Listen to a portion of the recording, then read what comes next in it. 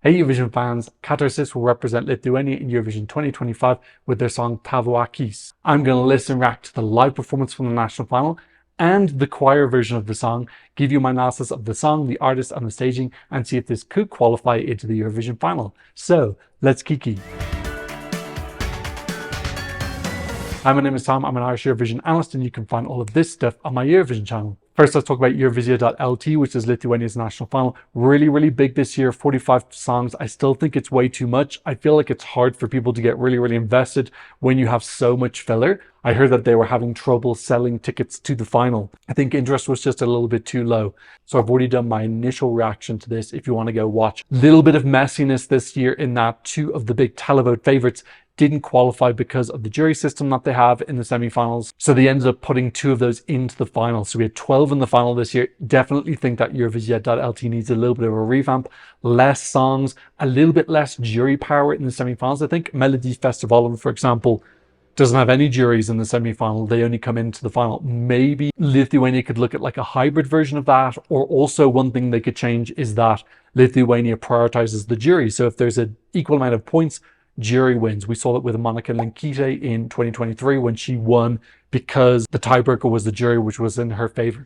I don't watch the semifinals. It's just too much for me. Shout out to you if you watch all the Lithuanian semifinals. You are a hardcore Eurovision fan. In the final, Katarsis won both the jury and the televote. Katarsis is a four-piece group. They're originally from Vilnius. They were formed in 2020. 3 boys and a girl, which is a really cool combination. Same combination that we had with Måneskin when they won in 2021. And looking back at their discography, you can see all of their songs appear to be in Lithuanian. I don't know if they've ever had any in English. And Tavo Akys has gone to #1 in Lithuania as well, which I think should be almost a definite prerequisite for every national final. They should be aiming that the winning song goes to #1 in the charts. Take note, Ireland. Take note, UK. With your internal releases, this is something really important. You have to love your own song first before you expect other Europeans to love it as well. So shout out to Lithuania for that. So first off, I'm going to react to the national final performance. I'll leave as much of the original audio and visuals in as I'm allowed. If I need to make changes, I'll put it up onto my Patreon. Okay, this is Katarsis, Tavo Akys. Want to know my secret bar? Really beautiful starting. With this slow walk, his hair is kind of covered over his face, a little bit of mystery, beautiful smoke on the ground. Color palette of this grays is actually kind of unique for Eurovision, giving us like decimation, apocalyptic feel. Styling for me is giving a little bit of kind of like communist dystopia. Beautiful vocals, by the way. One of our stronger vocalists this year really reminds me of Tom York from Radiohead. Love seeing the other members of the band as well getting inclusion. His voice control is actually really excellent. This just sounds super different from everyone else. It is utterly unique, totally in its own niche this year. Love these visuals again, this destruction. Very atmospheric beginning. And I love small things like the drummer singing along. He's just so into the song. I love that small detail. Beautiful switch from grey, silver into blue. Amazing vocals again. So lovely. Getting a little bit of shaky camera there, giving us a slight sense of chaos, destruction. And these houses being blown apart in the background. Getting really intense in the camera, remind me a little bit of Tina from Germany. I think that the only two are going like really intensely into the camera. He's got fabulous poise on stage. A real character to him. Feel intensity. Kind of like very severe. Again, it sets him apart. Living for the drummer. Living how much he's in the moment. Okay, here's where I can practice my Lithuanian. Tavo Akys. Now this is the one thing I think could grate on a couple of casuals is the repetition. It's important within the lyrics. Beautiful imagery of this exploding planet. I love the moments where we cut to the people of the band. They're always serving. It's so good. That keeps the energy in the song. Totally builds a mood. Beautiful strong notes. Jury's gonna love the vocals. And we're changing back now from the blue back into this grey. And I can feel the pain in his singing. He's so emotive. It's wonderful. He's a real super talent. Yeah, fabulous. It's a fabulous package. Let's talk first about the song. First of all, love that it's in Lithuanian. We've seen so many countries in recent years turn around this thing of thinking that their language is not appealing or that nobody wants to hear it. Or there's a lot of countries, Lithuania, Germany comes to mind, Denmark, I think definitely have a thing about Danish. Like, I love hearing these languages. That sounds so beautiful. I will say it's probably one of the most difficult languages for me to pronounce. And I'm begging Google or anyone else to put a pronunciation helper online because I hate butchering the language because it's so pretty. But we've seen this beautiful reawakening of artists using the Lithuanian language in Eurovision. Lithuania joined in 1994 with a Lithuanian song. They had to sing in Lithuanian then. It was literally in the rules. Their second appearance in 1999, I think the language rule had been relaxed. But then we didn't get a Lithuanian song since 2001 until Monika Leo, the president of Lithuania, sang Sentimentai in 2022, qualified from third in the running order, ended up coming 14th. And then we had a little bit of Lithuanian from Monika Linkytė, pretty small, but still something. And then Sylvester Belt singing all Lithuanian last year. In the last 4 years, we've had at least some Lithuanian, and we've had 3 full Lithuanian songs. Obsessed, I love it. Not only is it so wonderful to see that Lithuanian artists feel comfortable enough to sing in their language and that it will be accepted, but the results have been so good as well. Coming 8th, 14th, 11th and 14th, 4 top 14 finishes with songs that are using Lithuanian.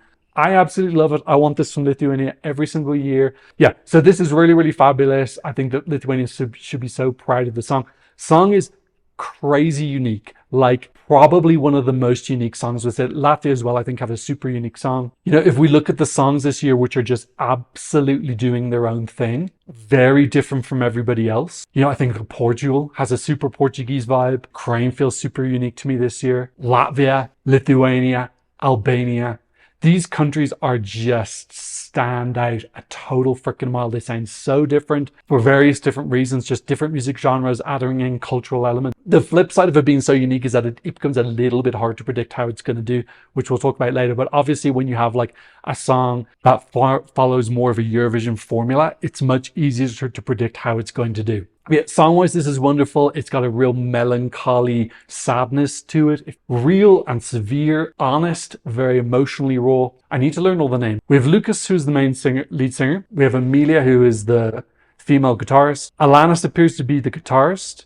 And then I'm guessing that Jokubas is the drummer, who I was living for. He really is fantastic. Okay, let's check out these lyrics. So thank you to Eurovision World for this translation. And Tavo Akys means your eyes. Empty words only fuel the fire. The houses are burning. They start to collapse. From her eyes, the greatest downpour, the foundations of everything have already begun to rot. So really, really cool opening verse there. And it totally fits in with the visuals I had on the LED. Like reading that, I feel like a real match in mood in the LEDs that we had of this destruction, this dystopia, these kind of grays going into blues, all these rocks, really, really cool LEDs that they had. Just to protect her. Your eyes see pain, for my eyes it only gives feeling. Don't be afraid. It's funny, that don't be afraid lyric reminds me a little bit of Sudden Lights. Don't cry. I cry in your dreams, only in your dreams I cry. Don't be afraid. I cry in your dreams, and in your dreams I cry. Yours, yours, yours. And that's the Tavo that he's repeating is yours, yours, yours. Really nice lyrics, kind of short. I'd like a little bit more because actually I really like the poetry in the first verse. I'd love to have a little bit more of that. Having said that though, he really emotes really, really, really well. Small thing that I picked up when I did my original review is that slight repetition of Tavo in the end. I don't know if that's going to bother some people. I think some people might not care. You know, like we saw repetition last year with Belgium. Before the party is over, he kept saying before the party is over and over, and he didn't qualify. I'm not saying that's the only reason he didn't qualify, but think that having a lyric repeated a lot is a slightly risky thing to do. I think if there's someone who's a little bit on the fence about the song, not sure if they want to vote for it or not, just having that repetition may be something that kind of turns them off. Maybe, maybe not. I think there's going to be different reactions from different people in loads of different countries. It is something I noticed with the original song. I think even just alternating like Tavo Akys just alternating between the two words, but then maybe that wouldn't fit in with the song meaning. For me, that's just a small strategic thing. It's like you don't want to give people a reason to possibly criticize your song for example, in the jury as well. I think, you know, with voters, it's less important because if you lose a couple of voters, who cares? But if you turn people off in the jury, that can maybe be a little bit of a negative that could affect you in the final. Okay, now let's talk about the staging. Before I go in for the staging, I'm going to check out this new choir video, get a couple more ideas of the visual style that they're going for. And this is my first time watching this, so really excited. I'm probably going to put the audio down super low for this because I don't want to get copyrighted. Want to know my secret bang? Ooh, whoa. Damn, that looks crazy. Okay, there's Emilia. I'm trying to learn their names. What is it? Emilia, Jokubas, Lucas, and Alanas. Okay, so they're sticking with these blue silver color palettes, which I think is really cool, super atmospheric. Maybe getting an idea of what styling they might go for as well here. A little bit more like dark leather. Beautiful image. It looks like a computer game. Oh, his voice is really fabulous, isn't it? Those notes sound so clean and really like pull at your heartstrings. Okay, so that is Alanas. Love that beat coming in. That reminds me of something. If I remember, I'll put it here. Choir coming in is nice. I wonder if that's something they might want to include in the final version. I don't know if I prefer it. I think I prefer the original version. Great to see this amount of effort and thought put in by the Lithuanian delegation though, to present the song in a new way. And see Lucas now rocking out, so he's got guitar. Is he gonna have the guitar in Eurovision stage? I don't think so. Really like some of the style here. They've all got their own different outfits. Yeah, you're getting some flashing of lights. Like the color palette's definitely grey, silver, blue, which I really like. I love how everyone's in the zone while they're playing their instruments. Do you know, the Tavo bit sounds a bit better actually with the choir. That bit sounds cool. It sounds a little bit more sinister.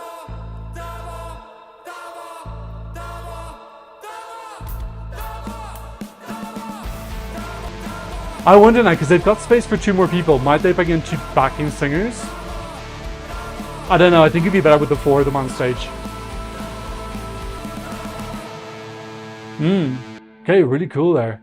Yeah, not straying too much from the original version, just having that accompaniment, particularly in the climax of the song. But I really love the color visuals there, giving me a real sense of like a lot of Japanese video game influences, a little bit of Final Fantasy VII. I'm sure there's lots of other references as well, small things, but this very stark, almost empty looking cathedral with all these like very noble looking statues. It's really giving me computer game vibes. Love it. Giving us clues now about the color palette they're going to go for. Let's just go straight into talking about the staging.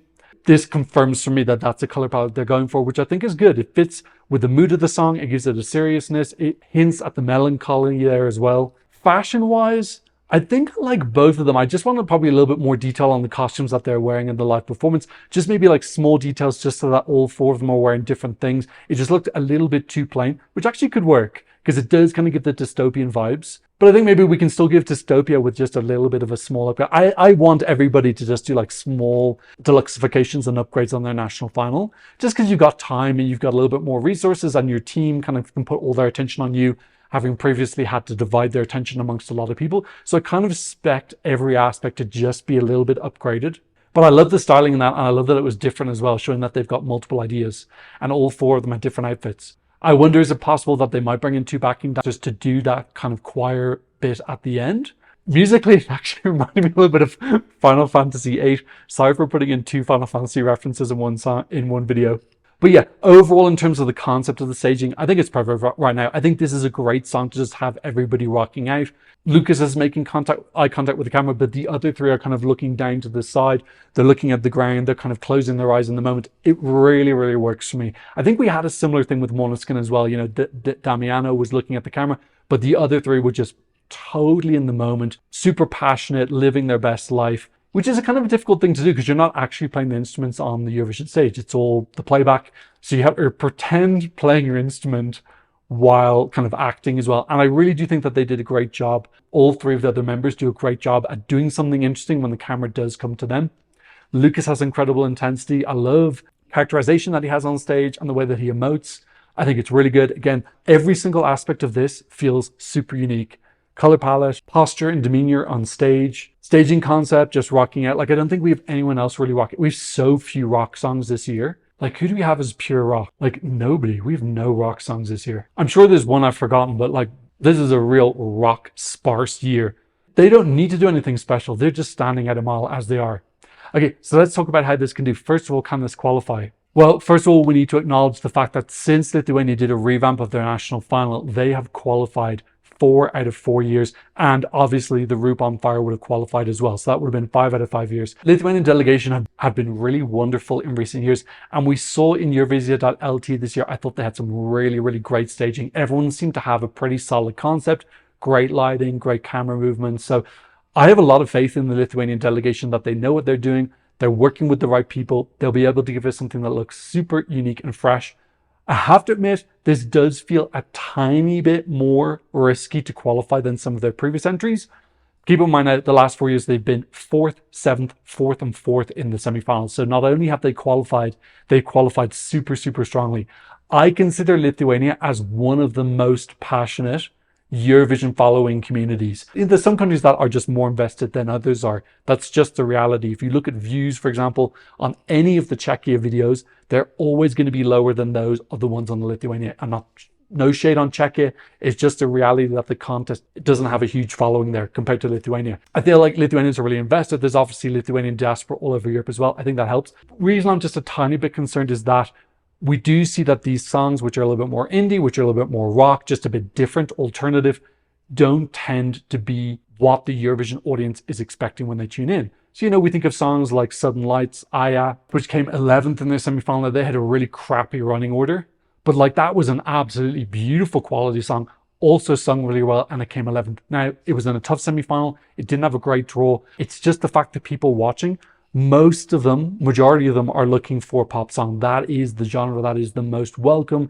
and the most embraced in Eurovision. That's just the reality of it. And then we also had AWS in 2018, who did really well with the televote. They came 5th, and then they came 13th with the jury, and they qualified in 10th place. So they just scraped in. So actually interesting there, with the televote really responded to that. That was obviously much harder. These are all different music genres, I know, but the reality is that a lot of the non-pop music gets put in one pile. Obviously, Sudden Lights and Katarsis and AWS are all different styles of music, but the one thing they have in common is that they're non-pop. You know, Lord of the Lost as well, another different genre of music, but they didn't do particularly well in the televote in the final. But then we had Måneskin, which I think is a little bit more popular style of rock, and they won. So there's this full gamut of how the songs can be received. But I do think in general, non-pop songs have a harder time to qualify. And that's just my one small concern.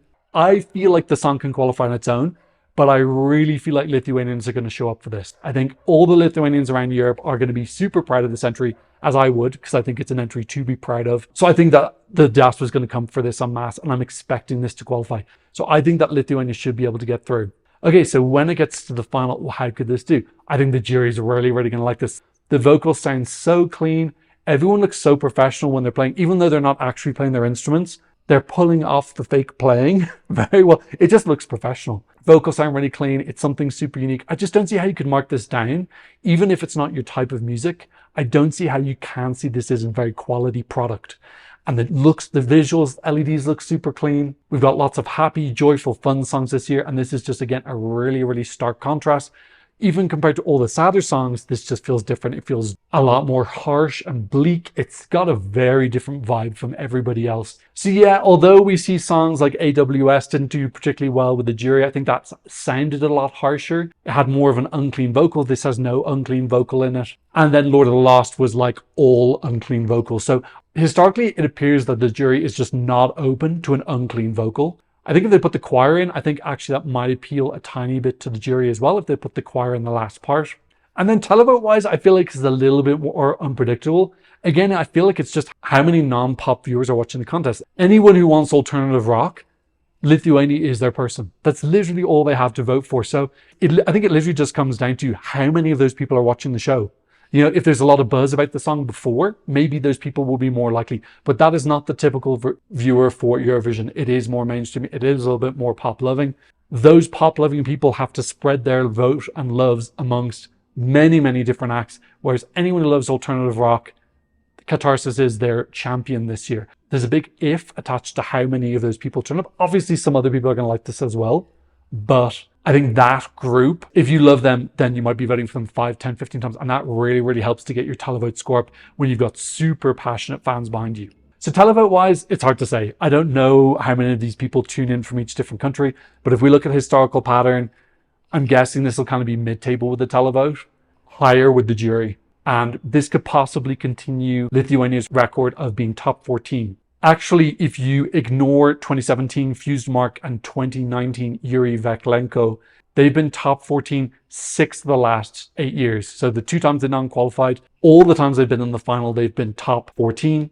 And we know that the Roop on Fire would have been top 14 as well. So really consistent record from Lithuania. But I know that they want to push further. They want to go top 7. They want to go top 5. They want to get that first win. Only country in the Baltic to not have won yet. Obviously, Estonia and Latvia won in the early noughties. And I feel like Lithuania is the most competitive out of those 3 to get that win. Estonia is obviously doing pretty well recently as well. Lithuania are super consistent, constantly getting into the left side of the scoreboard. I don't know if this can do much higher than that. If you told me this came somewhere between 10th and 14th, that sounds the most realistic to me. I don't know if there's something that they can do to push themselves even further into the top 10. If there's some sort of staging elevation, it's possible, but then they need to be careful. If they do elevate the staging and make it too produced, they'll lose some of the authenticity. So I feel like the easiest way for them to elevate is probably in the LEDs. They can still have super cool LEDs while still keeping the authenticity of the performance on the stage. That might be their best avenue. Okay, let's see how this is doing in the Eurovision odds. I think this is actually doing pretty well. And this is currently sitting in 16th, and it has been as high as 14th. That's its highest placing, around a week ago. And let's also check how this is doing in the Eurovision scoreboard. This has usually been sitting around just above the middle. Currently in 15th place out of 37. Now that's actually a really good sign, because generally the people who vote in the Eurovision scoreboard gravitate towards female artists, pop, more upbeat, happy songs. So the fact that they're voting for a group that is 75% men with that's alternative rock, that's got a bit more of a somber feel, that is a really, really positive sign. And again, I think that this is one of the countries on the Eurovision scoreboard which has a lot of 12s and 10s. I think with a lot of people it has zeros, a lot of people it's got 10s and 12s, but really that's a good thing to have, because people vote for their favorites in the televote. They don't vote for their 6th and 7th favorite usually. They'll vote for their 1st, 2nd, maybe 3rd favorite.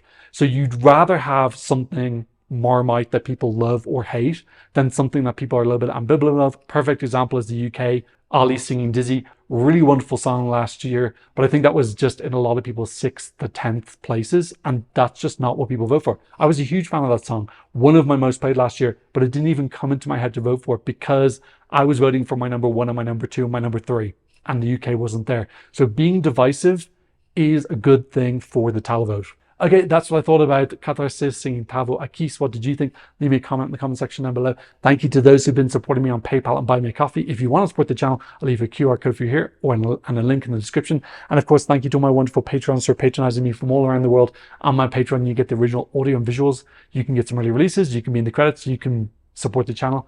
Go check it out if you're a fan. But of course, thank you so much just for being here. And I'll see you in another Eurovision analysis video very, very, very soon. Goodbye.